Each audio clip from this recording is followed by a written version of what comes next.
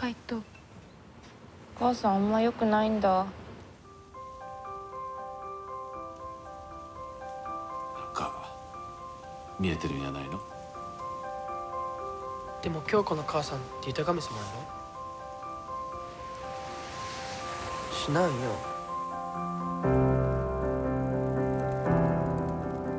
ぬくもりはもう感じられない。そうぬくもりじゃなくても心のぬくもりがあるの。足りない。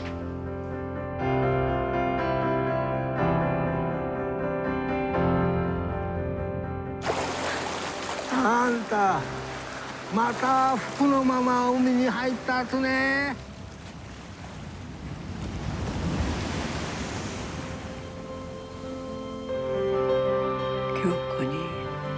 京子の命にもうずっとつながって